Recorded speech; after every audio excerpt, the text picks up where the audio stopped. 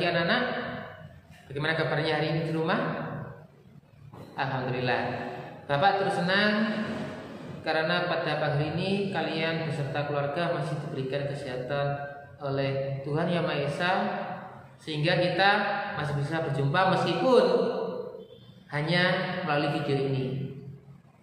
Baik anak-anak, kemarin kita sudah belajar tentang penerapan Pancasila dari sila pertama, kedua, ketiga, keempat, dan kelima.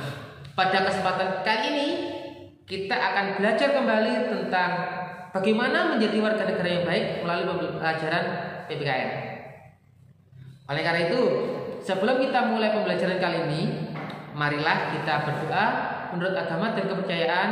Semoga pembelajaran kali ini bermanfaat bagi kita dan ilmu yang diberikan hari ini bisa menjadi bekal kita dalam menghadapi masa depan. Berdoa dipersilakan. Baik, anak-anak, pada pertemuan sebelumnya kalian sudah belajar tentang bagaimana mengamalkan Pancasila. Seperti sholat, mengaji adalah pengamalan Pancasila sila pertama.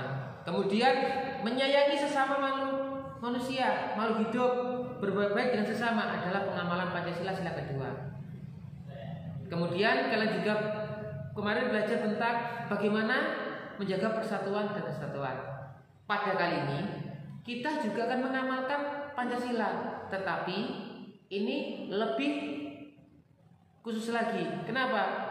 Kita akan belajar bagaimana sih melaksanakan hak dan kewajiban dengan baik dan benar. Sebelum itu, Bapak ingin tanya,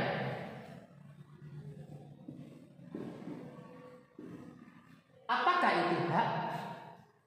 Masih ingat pelajaran sebelumnya di kelas 5 atau kelas 4? Bagus, benar sekali. Hak adalah sesuatu yang kita terima. Bisa berupa fisik, bisa berupa non fisik seperti pujian. Jadi jika kita tuliskan, hak itu adalah sesuatu yang diterima. Sekarang yang kedua, jika ada hak maka akan ada kewajiban. Kalau hak adalah sesuatu yang kita terima, maka kewajiban adalah kebalikannya, sesuatu yang harus kita lakukan. Berarti ini adalah dilakukan. Contoh, sholat itu adalah hak atau kewajiban? Kewajiban. Bagi umat Islam, sholat adalah kewajiban. Apalagi sholatnya adalah sholat 5 waktu. Itu kewajiban kita. Haknya apa? Pintar. Haknya kita mendapatkan pahala. Akhirnya harapannya masuk surga ketika kita nanti meninggal dunia. Bagi non muslim juga sama. Umat Kristiani seperti Mas Pandu, kewajibannya beribadah kepada Tuhan. Sebelum makan berdoa, setiap minggu ke gereja. Haknya sama, mendapatkan pahala kebaikan menurut ajaran agamanya Mas Pandu. Sekarang itu adalah dalam kehidupan pribadi kita. Sekarang kita lihat, ketika kalian di sekolah, masih ingat kewajiban kalian apa di sekolah? Oh bagus, kewajiban di sekolah ada seperti mematuhi peraturan, itu kewajiban. Kemudian membuang sampah pada tempatnya, kewajiban. Melaksanakan piket, kewajiban. Berbuat baik dengan sesama teman, kewajiban. Haknya, hak kalian ada banyak di sekolah. Berhak untuk bermain. Bapak Ibu guru tidak melarang kalian bermain, asalkan tidak berbahaya. Kemudian kalian juga punya hak untuk apa? Menggunakan fasilitas sekolah, membaca buku di perpustakaan, kemudian menikmati fasilitas seperti papan ini. Apa kalian dilarang menggunakan papan? Tidak. Itu adalah hak kalian. Bagaimana? Sudah ada gambaran di sekolah hak dan kewajiban kalian? Sekarang kita pindah ke rumah. Di rumah juga sama. ada hak dan ada kewajiban. Kewajiban kalian di rumah apa? Ayo. Kalau ada ibu sedang repot memasak, kewajiban kalian adalah membantu. Pinter, bagus. Berarti yang di rumah sering membantu itu ya. Bagus. Itu hak kewajiban kalian. Haknya apa? Kalau sudah membantu ibu masak, haknya adalah kalian boleh ikut menikmati makanannya. Kemudian kalian bisa juga mendapatkan uang saku tambahan jika dikasih orang tua. Itu adalah hak kalian. Selain itu, jika di rumah ada adik, kewajiban kalian apa dengan adik? Iya, kewajiban kalian adalah menyayangi adik, tidak bertengkar dengan adik, kemudian menjaga adik. Itu kewajiban kalian. Hak kalian mendapatkan kasih sayang dari adik. Mungkin sama adik kalian disayang, kemudian sama adik kalian diajak main. Bahkan juga sama orang tua kalian akan mendapatkan pujian, mendapatkan bisa hadiah dari orang tua. Itu adalah di rumah. Bagaimana? Ada gambaran? Hak di rumah, hak di sekolah, hak di mana lagi? Oh, masyarakat belum. Oh iya, bagus. Di masyarakat juga ada hak dan kewajiban. Kewajiban kalian adalah menjaga keamanan, ketentraman. Jadi kalian berkewajiban untuk menjaganya, kebersihan juga. Haknya kalian diterima di masyarakat. Coba kalau kalian tidak melaksanakan kewajiban di masyarakat dengan baik. Misal kamu di masyarakat tembok tetangga dicoret-coret, kemudian jalan-jalan kamu kotori dengan sampah. Apakah kamu bisa menerima hak dengan baik di sana? Tidak. Yang jelas kalian akan bisa mendapatkan hukuman, bisa mendapatkan mungkin omongan yang tidak enak. Bahkan orang tua kalian akan memarahinya. Jadi hak dan kewajiban kita itu harus tahu di mana kita menempatkannya. Artinya apa? Meskipun kita punya hak, kita harus bisa menjaga hak orang lain. Jangan sampai seperti ini. Pak Habib mempunyai hak untuk mengajar kalian, tapi Pak Habib tidak boleh mengajar kalian di sekolah dari pukul 7 sampai pukul 9 malam. Itu kan hak Pak Habib mengajar kalian. Tetapi kalian juga punya hak untuk istirahat, untuk makan, untuk bermain. Oleh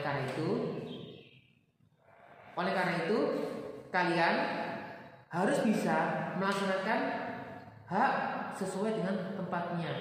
Dengan catatan 1, tidak merampas hak orang lain atau mengganggu orang lain. 2, hak kita itu adalah tidak melanggar hukum.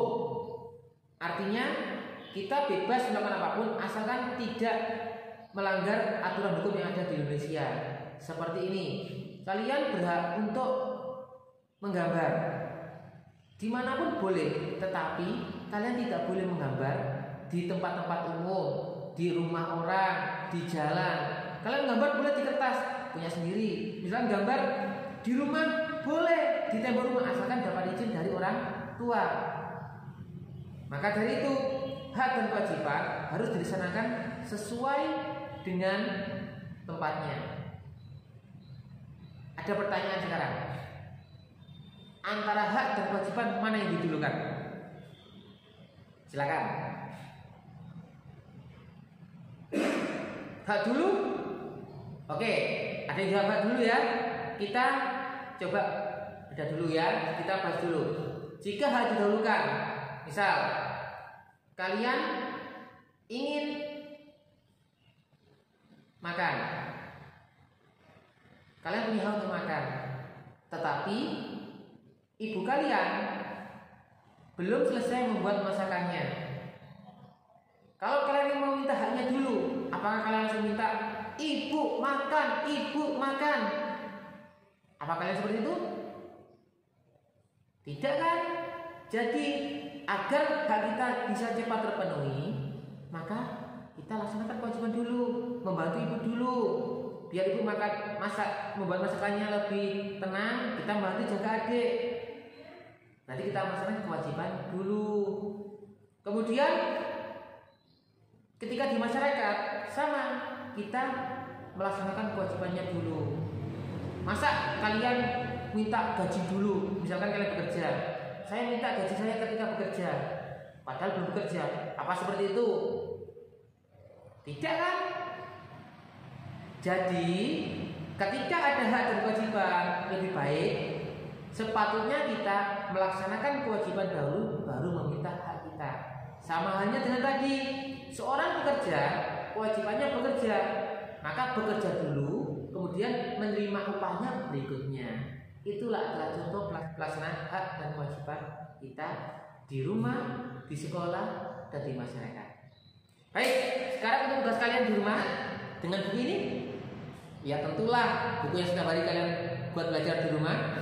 Sekarang kalian akan mencoba untuk memahami kembali tentang pelaksanaan hak dan kewajiban di rumah melalui belajar secara mandiri bersama dengan orang tua. Apa tugasnya? Ya, tugasnya kalian lihat di sini. Silakan dilihat halaman 154. Halaman 154. Ada ayo berlatih. Ketemu? Bagus. Di situ ada 4 buah pertanyaan. Silakan kalian jawab pertanyaan tersebut. Kemudian kalian tulis yang rapi di buku tulis kalian. Jika ada kesulitan, silakan tanya ke orang tua atau bapak ibu guru. Setelah selesai menjawab, silakan kalian foto jawaban kalian, kemudian dikirimkan ke classroom masing-masing. Ingat, tugas ini adalah tugas kalian. Jangan sampai yang mengerjakan adalah orang tuanya loh ya, kalian sendiri. Tapi kalau kesulitan, boleh tanya ke orang tua. Boleh bertanya, tetapi tidak boleh dikerjakan. Itu saja materi kita hari ini.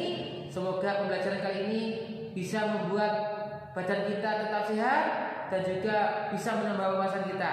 Salam untuk keluarga di rumah, sehat selalu bersama keluarga. Assalamualaikum warahmatullahi wabarakatuh.